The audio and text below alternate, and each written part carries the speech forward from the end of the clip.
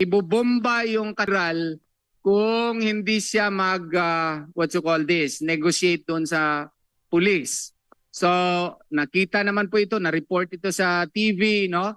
And accordingly, during that time, we had to verify kung totoo ba talaga itong bubombahin nila, no? Ang problema, wala ding mag-confirm sa amin, no? And then yung drilling po na parang jackhammering sounds doon sa JMC basement ay continuous po by August 28, 2024. Naririnig po namin yung yung sound po. No, we tried to write demand letters to General Torre, no, but we were not favored with a reply. Now by 2:43 in the afternoon po, no, the police allowed some KOJC members to access the basement, no? And the police conducted another round of extensive search at the basement, pero limited, no? And then at 3 to 4 p.m., meron pong drone po na bigla na lang nahulog. Nahulog yung drone. At saka nung na-report ito sa akin,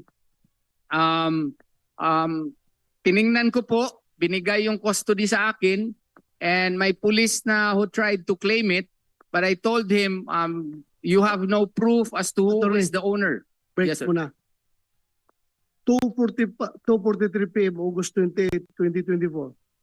Police allowed some KOJC members to access the basement, and the police conducted another round of extensive search at the basement. At that time, nakita ba nyo yung inuhukay na Hindi, kasi limited lang. If you will notice po doon sa basement, di ba doon sa pinaka dulo na, mahaba yung basement po, Senator eh. Ang inalaw nila, parang inalaw lang nila para makuha yung ibang gamit ng mga members, tapos pinaalis na naman. so hindi umabot doon sa Hindi umabot doon sa butas? sa butas po. Kasi medyo malayo yung butas na pinasok natin kanina, kung yung location po. Oo. Please continue. Tapos yung drone po ay since the ownership could not be determined, yung drones kasi even before the kasi nakikita namin ang daming drones po paggabi.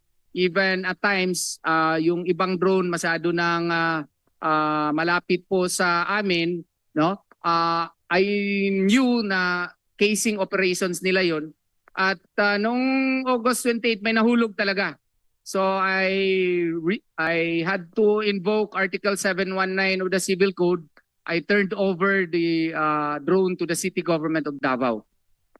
Kasi hindi namin ma-determine kung sino talaga may-ari, no? So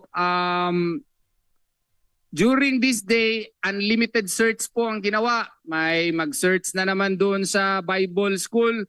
Ang may napansin lang kami kasi sa Bible School, marami pong mga members na babae po na nakatira doon. Yun po ang paborito nilang ulit-ulit na i-search po. Maski gabi, no?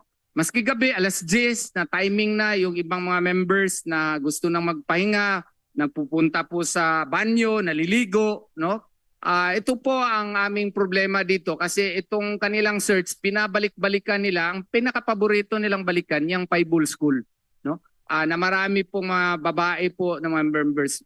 I must say that, Your Honor, because an arrest warrant is not actually a license to conduct an unlimited search. And as a matter of fact, a search, if one has to be done,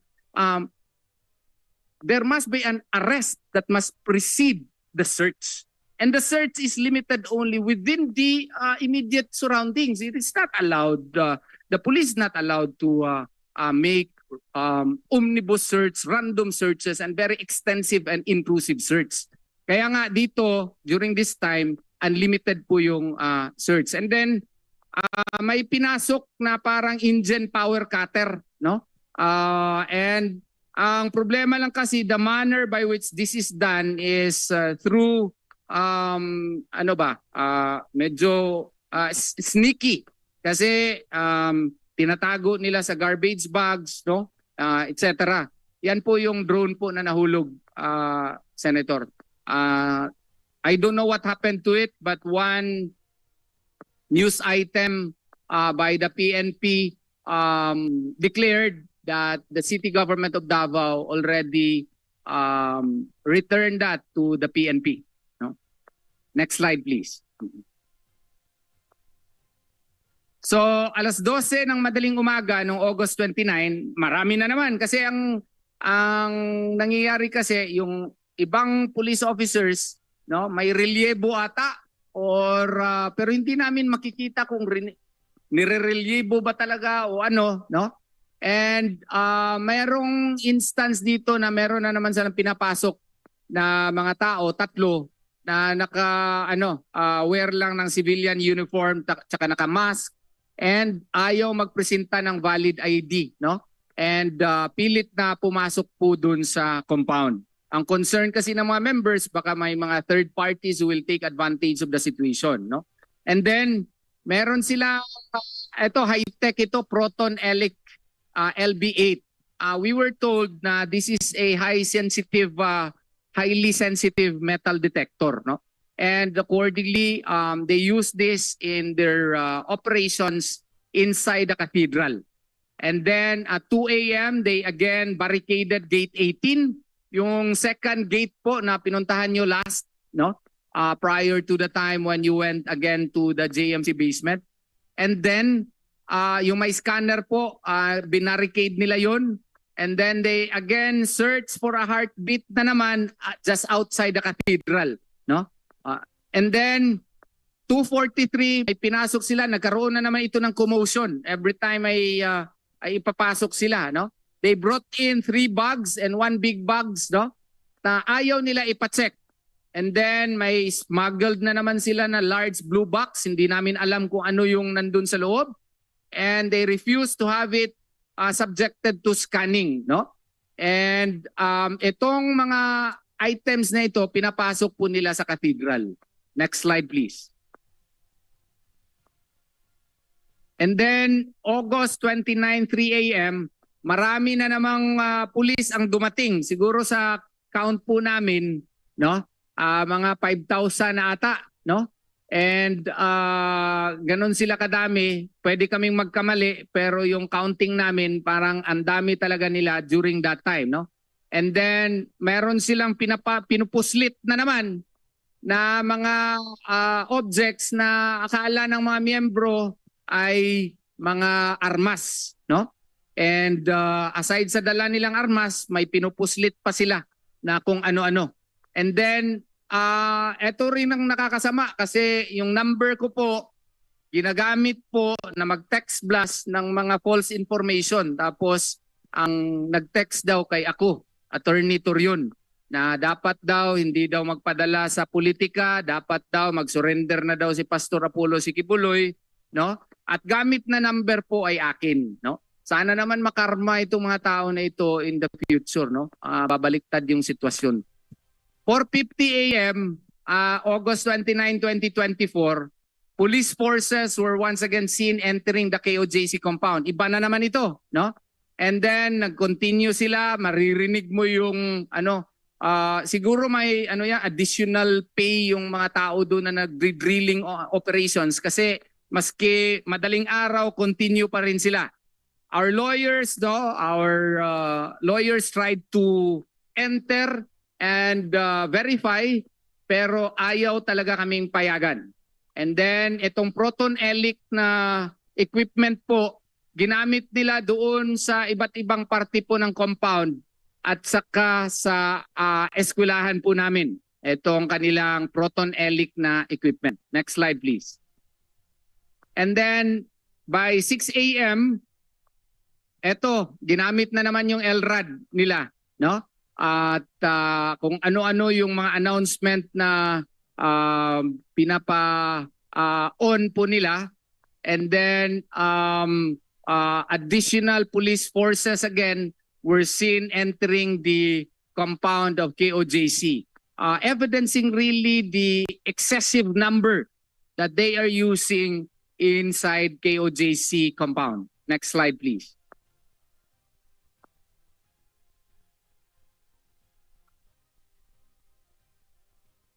And then Merong dito, nagkaroon din ng problema kasi nakatanggap kami ng tawag at na-confirm na yung mga pulis po ay gusto pong pumasok sa Prayer Mountain sa Kalinan, Davao City. Sorry, for a while. Yeah. I would like to acknowledge the arrival of my colleague, Senator Bongo. Thank you, Your Honor. Thank you for coming. Please continue.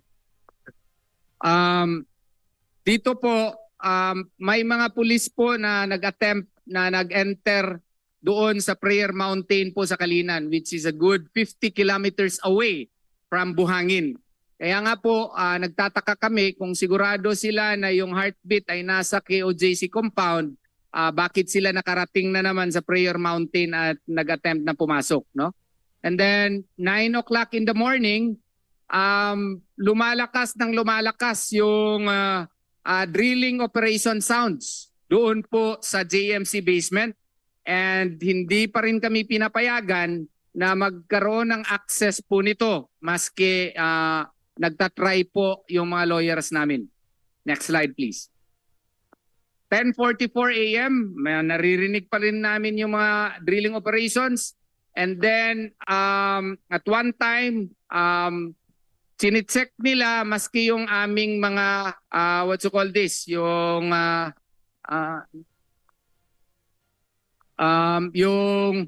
drainage, no? Tinitingnan yung mga drainage system, and then pati electricity namin, no, ginagamit na nila at ginagawa nilang what you call this, boarding house, pati hangar po namin, no? Hangar ng kliyente. And yung mga manholes po, no, which is part of the KOJC cabling system, inopen po at pinag-i-inspection po nila. Next slide please. And then may dala na namang by 11 a.m. ang daming mga equipments, yung mga SAF, no? And repeated unlimited searches were made in the hangar, the kingdom, and even doon po sa garden ng KOJC. May garden kasi kami. And then August 29 at 1 p.m., meron silang itry sana kunin na fire truck ng KOJC, no? And then nung tinanong ng mga lawyers anong ground po nila, hindi naman po nagsabi na ano ang ground at hindi naman po tinuloy. And then by August 29, 2024 at 1 o'clock in the afternoon, may mga peak access po na nakita po na pinapasok nila na nakikita sa scanner. Ayan, na-confirm natin dahil pala yan doon sa kanilang tunneling operations doon sa likod ng JMC basement na na-confirm natin kanina. And then meron na naman silang dala, hindi na naman pinapascanner. 3 bags and 1 big box, no? Na ayaw nilang ipa-undergo ng security check. Bakit po kami nag-i-insist doon sa scanner? Because even if they are serving a warrant of arrest po, gusto din namin na may transparency kung ano yung pinapasok po nila for our self-preservation, no? And because it is also under Article 428 of the Civil Code, 429 of the Civil Code, private property po yan. So hindi naman siguro dahilan na kung meron silang arrest warrant, ay sila na pong maghari-hari po doon sa loob. Sana hindi nila makalimutan na private property po yan, no? 3 p.m. August 29, 2024, yun, bigla na lang kinonfiscate yung mga license plates po ng mga sasakyan po sa loob ng KOJC compound. I don't know how is it related with the warrant of arrest, pero ginawa po nila yun. And then, hindi na naman nag-allow. For a while, Atty. Yes po. General Torre, bakit nag-conduct ng operation yung highway patrol sa loob ng compound nila, ng baklas ng plate number? So I'm very sorry. That's the first time that it came to my attention. I'll look into it immediately, sir. I'll give you feedback before this hearing ends. I'm really very sorry, sir. Ngayon ko lang nakita yan, sir. Hindi ko alam yan, sir. I'll give you a feedback ngayon kaagad, sir. I'll ask the highway patrol. Patawag mo nga. Please continue. Ay na naman kami, sir, na makapasok po doon sa basement, no? pero hindi na naman pinayagan. Ilang beses yung mga abogado po na mag-try na ma-allow na makapasok doon sa basement kasi yung drilling operations kasi napingay, no? And concerned kami sa structural stability po ng eskwelahan, no? And then 349, ito na naman another incident na mga tao na klaro talaga na hindi pulis. So, yung gagwapo kasi ng mga pulis, laki ng mga katawan, pero tingnan mo yan, no? Oh. So, mga minero po na pinuslit nila dito, mga abanteros ata, no? And it turned out na yung hukay pala na na-confirm natin kanina, dun po sila sa JMC basement, no? Pero the manner by which they employed this was really questionable, no?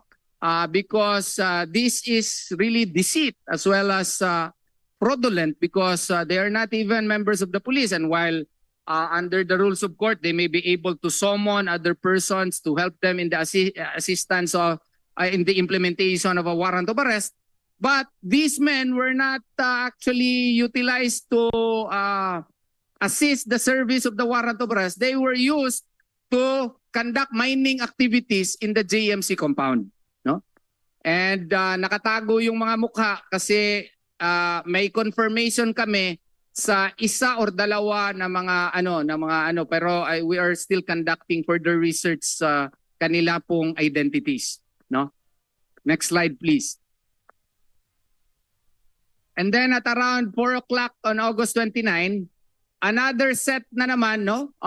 Unidentified male individuals were headlights were escorted by the PNP to the basement. Nagsiserve ng mga may mga headlights pa, no? So these civilians wearing police athletic uniforms were then escorted by the police going towards the basement. Kaya by this time nagdududa kami baka mina na yung pakay po nila. Kasi may mga headlights po no? So nag-try na naman yung lawyers natin na pumasok doon. Paano kami maka-insist mga staff officers po yung nakabantay doon, may mga armado pa, mga armalites at iba pa, mga bandolier ng mga what you call this na bala, no? And then at 4 PM po ginawa yung KOJC compound bed and parang boarding house talaga. They turned it into a police garrison, no? Yung mga Bermuda kasi diyan as much as possible hindi kami nag-step dyan maski kasi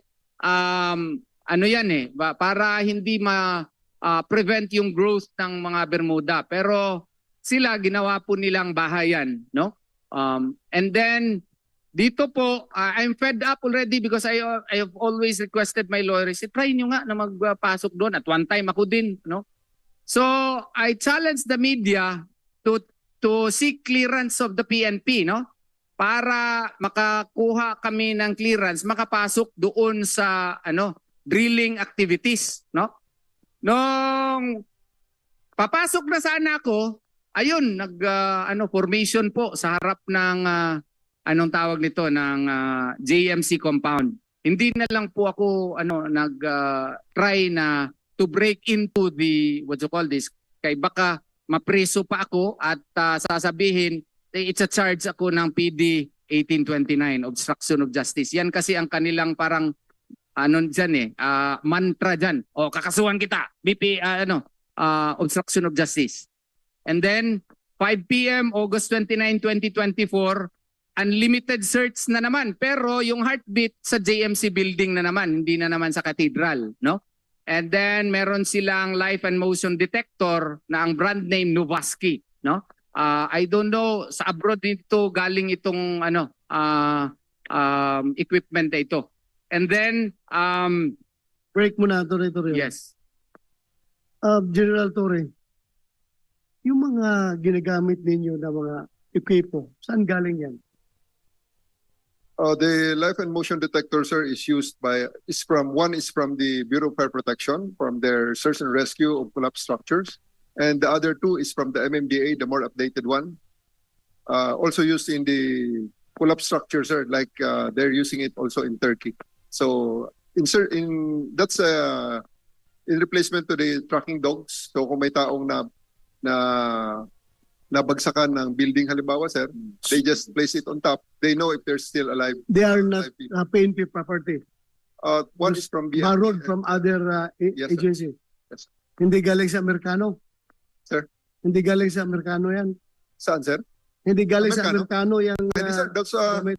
the life and motion detector model 1 used by the BFP is an old one.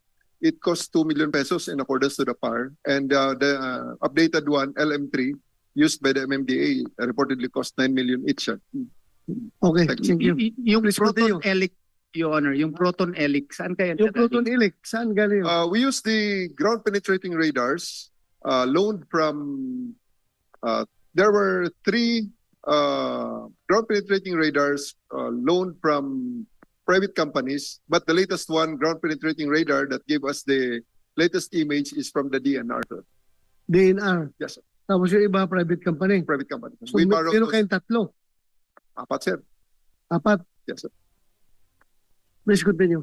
By August 29, likewise, Your Honor, no? Meron na namang mga miniro, mga abantiro. Tingnan niyo pong mga gamit dala nila, oh. I don't know kung magsiserve din sila ng warrant, pero iba ata yung mga dala nila. Eto naman po, kung meron pong tanimbala, meron na namang tanim tao, no?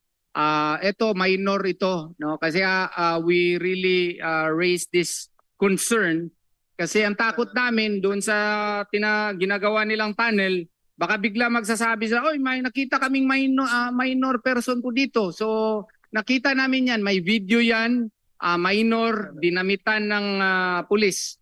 At kumpirmado namin na sila ang nagpadala kasi nung bumalik siya, sumakay siya doon sa coaster ng PNP. Merong video po niyan. Oo. Who are these people? I don't know, Your Honor. No, I'm asking Gerald Torre. Yes, Your Honor. Kanina ko pa gustong to disabuse the mind of Attorney Torion. Para accurate, sir, basahin ko na lang, sir, ang relevant law. Mabagal lang aking abogado. So that we'll read it from the court. From the revised rules of court, section 10. Rules of criminal procedure, sir. Para ma-disabuse, sir. Actually, sir, alam ni Attorney Torion to, sir, that there's nothing illegal in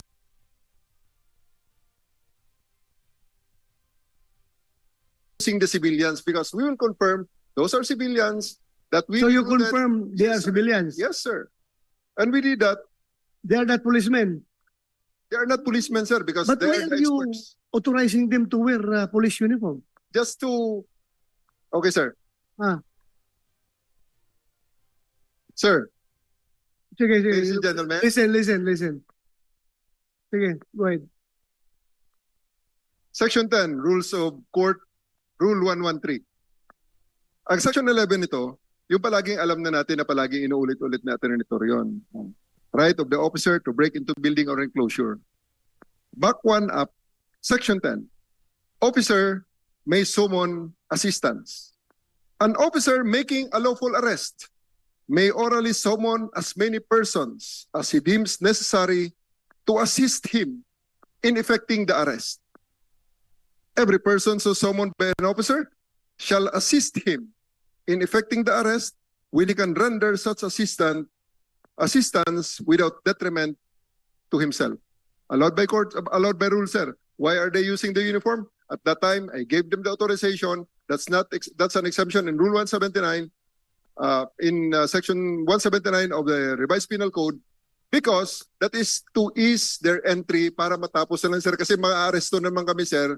Mga-aresto, rather than arrest these people from KOGC, preventing the entry of people that will legally summon to assist us in effecting this arrest of Pastor Apollo Kibuloy. Pinag-uniforme na lang namin, sir, para sila ay makapasok ng hindi na pinipigilan. So you summon the services of these civilians Yes, sir. to effect the arrest of Pastor Kibuloy Yes, or sir. to dig a tunnel below the To dig the building? tunnel, because it is the way for us to break into the tunnel that we suspect Apollo Kibuloy is hiding, sir. That's also in relation to Section 11, which gives the peace officer the right to break into any building or enclosure to effect the arrest, sir. Don't you think that you have abused this particular provision of the rules of court na Overstretching. kasi tingnan mo, length of time, 13 days. Where in the world have you effect as warrant of arrest for 13 days staying in a particular place? Sir, I will cover that in our presentation after Sir, editorial okay. narrative. Sir, Thank you. if I may, sir. Babalikan kita niya mamaya pag-present mo. I will ask the same question Yes, sir. and I will further ask further question. Yes, sir. Sir, Thank you, sir. Wait. just a little repartee to the, since he is citing a law, I hope the good general would be enlightened that he can invoke that provision when he is making a lawful arrest. In this case, 13 days have already elapsed. There is no lawful arrest yet. When an officer, sir, kanang yung provision na gisite niya, aresto, meron yung akusado, siya lang isa, pare, tulungan mo ako kasi i-aresto natin siya, maski civilian pwede. So, ang ginagawa nila, hindi ito applicable yung kanilang proviso. Kasi mga civilian ito, dinadamitan nila, minor pa, tapos hindi para pag-aresto, ang dami na nila. Do they need 5,000 personnel plus civilians just to arrest one person? That's a misreading of the law, overstretching of the law, and that is, I don't know, that requires further seminar in a law school, probably, Your Honor. Ako, I am not a lawyer. Pero I can hardly believe that you are going to summon the services of this civilian not to arrest Pastor Kibuloy, but to look for Pastor Kibuloy. As you said na ginagamit ninyo yan sa pagtatanil doon, sa paghuhukay, therefore, you are not effecting an arrest. You are looking, you are searching for Pastor Kibuloy. Pag nahirapan kang mag-aresto ng tao, you can summon the services of other people. Tulungan niyo ako dito, ay mga police officer, hulihin po itong tao, malaki ito masyado, tulungan niyo ako, makasummon ka ng services ng ibang tao. Pag-aresto, but not to look for Pastor Kibuloy as stated in that rules of court. Mr. Chair. General Torre, you respond. Pareho tayong police, pareho tayong hindi abogado. Sir, that will be covered in the presentation, sir. We assure you Okay. that it will be covered. Sige, later. Chair, may Right. I just say, may I just point out something?